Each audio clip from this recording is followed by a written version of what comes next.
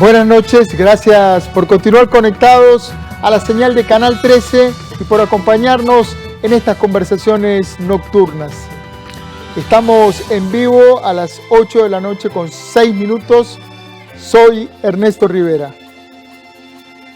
Ayer, durante un proceso de votación marcado por la represión a todas las voces opositoras, por el encarcelamiento de políticos, periodistas, empresarios, estudiantes y luchadores por los derechos humanos, el presidente de Nicaragua, Daniel Ortega, fue reelecto por cuarta vez con el 75% de los votos. Según los resultados oficiales, durante la jornada electoral de ayer, el gobierno de Daniel Ortega prohibió expresamente la presencia de observadores independientes y el ingreso de la prensa internacional. Hay discrepancias sobre las cifras de abstencionismo. Oficialmente indican un 34,77% de abstencionismo, pero medios internacionales llevan esa cifra al 81%. El gobierno de Costa Rica y bloques de la comunidad internacional como la Unión Europea, Estados Unidos y muchísimos países del mundo desconocen el resultado de la elección por falta de garantías mínimas durante el proceso. ¿Qué pasará ahora en Nicaragua? ¿Cuál es el futuro de los líderes encarcelados y de los otros presos políticos? ¿Cuál será el impacto de esta reacción internacional? Para analizar la situación postelectoral en Nicaragua, invité esta noche al politólogo Manuel Orozco, director de la organización Diálogo Interamericano, quien se encuentra en Washington. Buenas noches, don Manuel. Bienvenido a Costa Rica Noticias. Buenas noches. Don Manuel, la jornada de ayer tuvo el desenlace esperado y previsible con la reelección de Daniel Ortega con el 75% de los votos. ¿Cuál es su primera lectura de esta jornada de votaciones? Bueno, yo creo que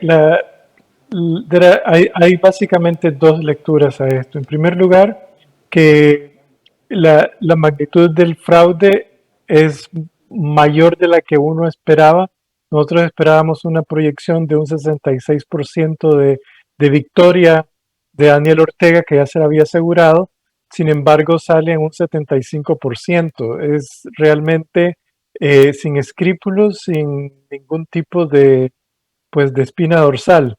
En segundo lugar, y lo más importante de esto es realmente el hecho que los nicaragüenses no salieron a votar, lo que significa que no iban a desperdiciar su voto. Para los nicaragüenses, aún y a pesar de ser un país pues con una debilidad bastante grande en términos de sus instituciones políticas, hay tres cosas muy valiosas para ellos. Uno de ellos es el derecho a la vida, dos es la familia y tres es el derecho al voto. Y ayer básicamente demostraron que ellos no iban a participar en un proceso electoral que ya estaba determinado sin su consentimiento, sin su soberanía. Por lo tanto, ese es el elemento más significativo. La cifra oscila entre, si vos agarrás el 35% que dice el gobierno, que ya de por sí se sabe que no estás diciendo la verdad, y la cifra del 80% que los organismos internacionales dicen, aún si llegas a agarrar el promedio, te sale un 60% de abstencionismo.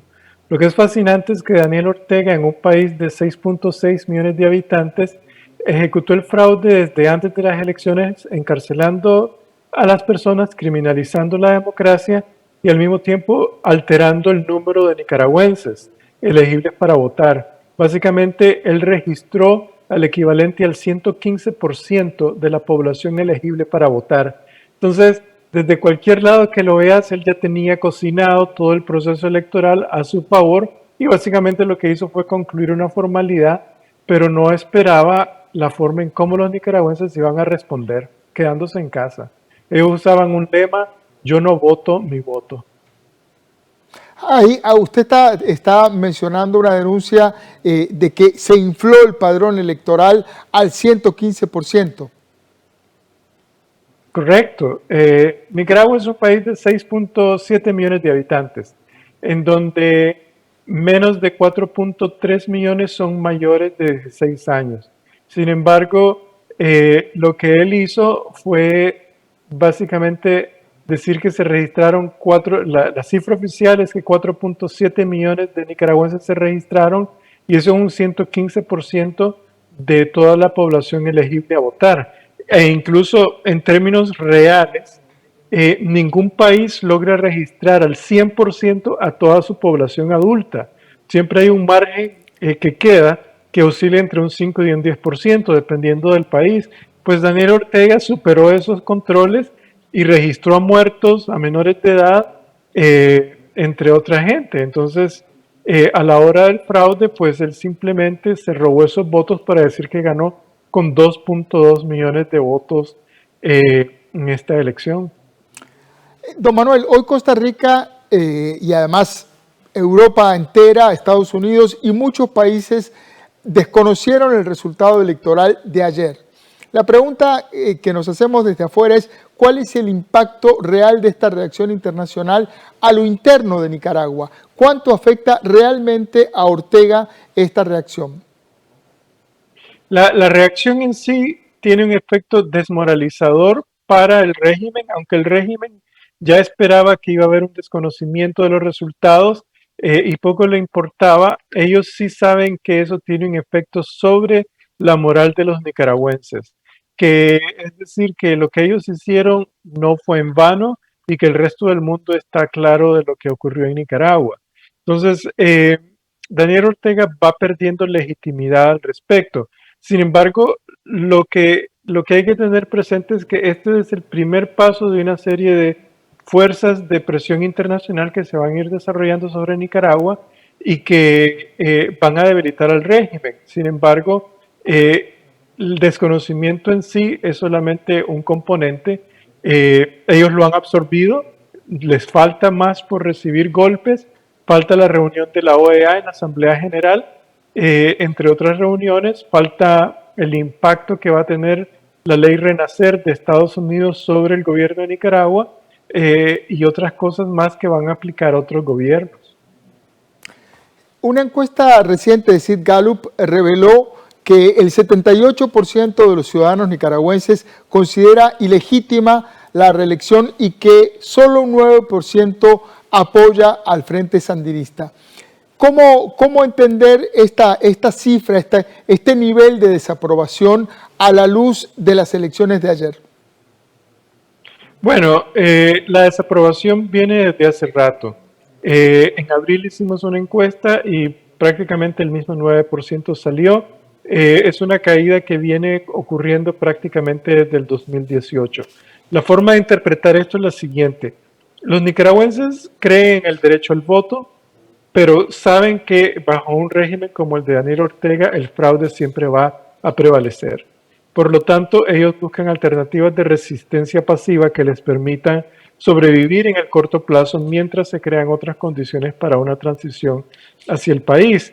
Y en ese sentido, pues la encuesta fue muy clara que los nicaragüenses no quieren a Daniel Ortega. Desafortunadamente, las dictaduras no se mueven simplemente por el sentimiento popular, sino por diferentes formas de presión que puedan existir a nivel nacional e internacional. La mayoría de los líderes opositores están hoy encarcelados y otra parte tuvo que exilarse en Costa Rica y en otros países del mundo. ¿Cuánto puede hacer la oposición ante esta farsa electoral y qué posibilidades hay de que ahora, en un escenario postelectoral, el régimen suelte, libere a un sector de los presos políticos? Mire, yo creo que la oposición nicaragüense se está recomponiendo. Fue descabezada básicamente toda vez que el principal liderazgo está encarcelado. Sin embargo, hay grupos que han tratado de recomponer desde una perspectiva, decimos, interméstica, interna y externa. Y hay opositores viviendo en Costa Rica en el exilio, por ejemplo, otros están en Estados Unidos, y básicamente esa recomposición es clave. Ahora, el tema de qué es lo que puede ocurrir en relación con los presos es de crear condiciones para que uno logre realizar, por lo menos en el corto plazo, algún arreglo de transaccionalidad para que Daniel Ortega libere y elimine las acusaciones que existen a cambio de algún acuerdo político. Y esto mientras se cambie el balance de poder a favor de la oposición nicaragüense. Es un reto bastante difícil. Daniel Ortega no tiene una historia de tener reos políticos, sin embargo es una persona muy transaccional que ha secuestrado prácticamente a estos líderes y a los empresarios para sacarles el jugo de alguna forma. Él espera, por ejemplo, que el sistema financiero nicaragüense siga otorgando préstamos a pesar de las posibilidades de pérdidas que puedan existir ante el mal funcionamiento de la economía. Él espera que a cambio de reducir los impuestos que le cobró, aumentó los impuestos en un 20% al sector privado nicaragüense este año, a cambio de eso que ellos puedan invertir en la economía local e indirectamente reconocer al régimen. Es decir, esos elementos transaccionales van a estar presentes y básicamente le corresponde al sector privado y a la oposición nicaragüense manejar esos términos de una forma que favorezca su posición política en el largo plazo. Don Manuel, la manera en que Daniel Ortega fue deteniendo, encarcelando, acusando, fabricando cargos inexistentes contra los líderes de la oposición fue muy selectiva y fue casi que un proceso de caza de brujas 1 a 1 o 5 a 5. Pero no está claro si existe todavía una unidad de la oposición. ¿Se podrá hablar de algún liderazgo, de alguien, de algunas figuras o de alguna figura que pueda encabezar a la oposición a Daniel Ortega y hacer un frente común? Sí, vea, como usted dice, realmente toda la estrategia de criminalizar la democracia con base en una serie de leyes, la ley de soberanía 1055, la ley de agentes extranjeros, la ley de ciberdelitos, la ley de protección bancaria al consumidor, la ley electoral también, fueron instrumentos legales diseñados para prevenir los derechos constitucionales que tienen los nicaragüenses. Y esa fue una estrategia premeditada que se diseñó mucho antes de ponerla en práctica en mayo del año pasado. Y ahí hay una serie de personas, incluyendo el que le habla, a mí se me acusa de haber participado como el líder cabecilla de todos la mayoría de las personas que están en la cárcel. Sin embargo, en este momento sí hay líderes en Nicaragua y en el exilio que están organizándose para plantear un grupo, un bloque unido opositor. De hecho, la razón por la que Daniel Ortega comprimió en tiempo y espacio todo el encarcelamiento de más de 30 líderes en un periodo corto de tiempo fue cuando se dio cuenta que los nicaragüenses, a través de sus líderes, decidieron conformarse en un solo grupo político y a través de un solo partido político. Al momento de haber hecho, al día siguiente, encarcelan primero a Cristiana Chamorro, y de ahí pasan a encarcelar a Arturo Cruz, pasan a encarcelar a Félix Maradiaga, Juan Sebastián Chamorro, a Violeta Granera, a José Pález y a toda una serie de otras personas como Miguel Mora también, otro precandidato. Es decir, pero esa compresión se produce en el momento en que se da cuenta que hay un bloque opositor unificado. Ese bloque se está reconformando y hay algunos liderazgos de por medio. Dentro de la gente que está detenida hay 4 de los principales representantes del empresariado nicaragüense que están presos. ¿Está en este momento fracturada la relación de Daniel Ortega con el empresariado nicaragüense?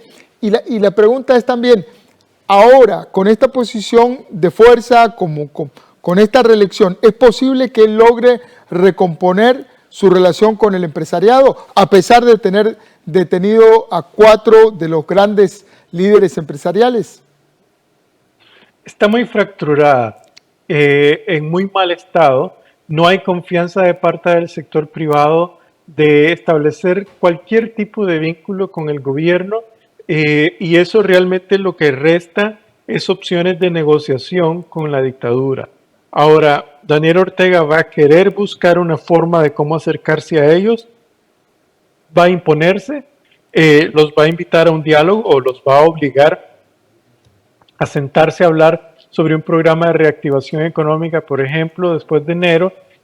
Los está acusando ahorita de terroristas. Después de desarrollar toda esa narrativa negativista y antiderechista, digamos, que es para consumo prácticamente de oxigenación de su base política local, él va a tratar de ver qué es lo que él puede sacar para su provecho a cambio de la libertad de los empresarios y de los líderes políticos. En este momento, entre las cosas que puede esperar es básicamente que la banca, por ejemplo, acuerde ofrecer aumentar su tasa de portafolio de préstamos y el sector privado acuerde, por ejemplo, asumir pérdidas en su inversión en la economía local.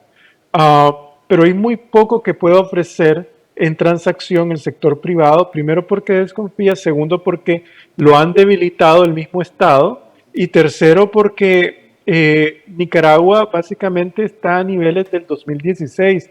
Ya era un país pobre de por sí, con una ola migratoria gigantesca este año. Entonces, yo creo que Ortega se está dando cuenta que la situación que él creó es autodestructiva para él mismo. Ahora, Daniel Ortega ha mostrado una enorme capacidad para soportar escenarios de confrontación internacional. Lo hizo durante los 80, durante los 90, en distintas coyunturas políticas. Más bien parece alimentarse de estos escenarios que de alguna manera le dibujan un enemigo, una amenaza para su base política. ¿Cuál es el pronóstico para los próximos meses con estos elementos sobre la mesa? Mire, Daniel Ortega es un personaje transaccional y más arriesgado. Él está arriesgando prácticamente el futuro de Nicaragua al extremo de destruir al país y dejarlo en cenizas. Esa es la gran diferencia entre él y otros líderes. Ahora, el escenario más probable que va a ocurrir, la proyección más probable que va a ocurrir es que el 2022 va a ser un periodo muy difícil para Nicaragua en términos económicos. El deterioro económico va a continuar, el sector privado está entrando en quiebra porque no va a poder producir y no va a tener crédito, tampoco va a poder pagar impuestos. Y al mismo tiempo el sector informal de la economía, que es el 75% de la economía del país, no está en condiciones de generar suficiente riqueza, solamente contribuye un 20% del PIB. Políticamente el país está muy fragmentado. Este golpe que le dio a la población a Ortega es el comienzo de una resistencia pacífica que está ocurriendo, en donde los nicaragüenses gradualmente van a ir perdiendo el miedo a la amenaza a ser asesinados. Pero obviamente nada es estático, sin embargo, el escenario va a ser tenso y eso posiblemente pueda que ponga a Daniel Ortega a repensar su posición política. La comunidad internacional va a presionar con mucha fuerza a Nicaragua, mientras la oposición va a estar unificada. La solución más importante al problema político nicaragüense coincide en cuadrangular los factores económicos, la disidencia, la oposición organizada con la comunidad internacional. Yo creo que esos cuatro elementos se están calibrando de una forma en que el régimen sandinista de Daniel Ortega va a encontrar menores opciones. El tema está en que una vez que su balance de poder esté desigual, se pueda negociar una salida en el corto plazo. No se trata de sacar al dictador por la fuerza, sino se trata de encontrar opciones para el bien de todos los nicaragüenses. Ojalá que así sea, don Manuel. Manuel Ortega, desde Washington, director de Diálogo Interamericano. Muchísimas gracias por el tiempo que nos dedicó. Mucho gusto. Mucho gusto. Gracias a ustedes por estar ahí. Ojalá que los ciudadanos, los compatriotas del país del norte encuentren una manera de vivir en democracia, de poder progresar, de poder avanzar, de poder vivir con un poco más de dignidad y poder regresar a su país, los miles que hoy están en Costa Rica y en otros países del mundo. Ojalá que sí sea. Recuerde, trabajamos para usted. Somos la televisión pública de Costa Rica.